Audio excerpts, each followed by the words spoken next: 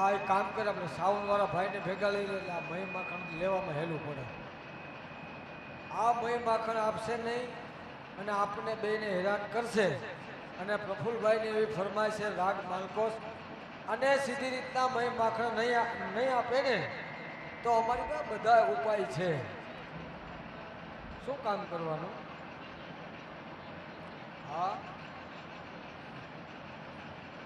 ભગવાન તો પછી જો લે હે ભગવાન, હે સખા, તું આટલી બધી હોશિયારી કરે, તમારા ભગવાનના કનૈયો અમારા માર્ગ રોકે, અને જ્યારે માં જશોદાને ફરિયાદ કરવા જાય ને, હે માં જશોદાને જ્યારે ફરિયાદ કરવા જાય કે તમારો કાનો છે અમારા મહી માખણ ઢોરી નાખે છે, અમારા મટકા ફોડી નાખે છે અને અમને અમારા કંસરાજાને લગવા નથી ભરવા દેતો, ત્યારે માં જશોદા એમ કે મારે તો 9 લાખ ધેનો દૂજે, કાયમ નવા નવા માખણ હોય, કાયમ નવા નવા દૂધ છાશ હોય, મારા દીકરાને તમારી ચોરી કરી અને એવું થોડુંક માખણને શું કરવું છે? પણ આ તો મહારાજ અમે મર્યાદામાં છીએ ને, જો કનૈયાને અમે રંગે હાથે પકડી અને જશોદામાં પાસે લઈ જઈએ ને તો જશોદાને ખબર પડે કે મારા કનૈયાના કેવા ગોકુળમાં ઉપાડા છે.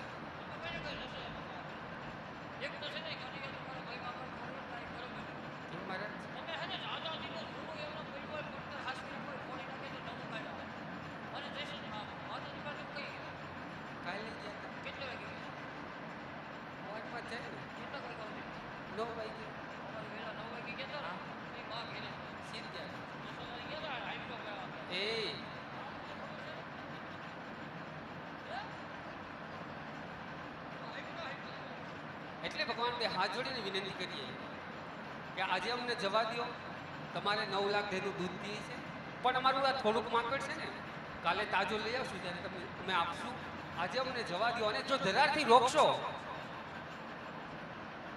તો પછી અમે મા યશોદાને ફરિયાદ કરવા જશું.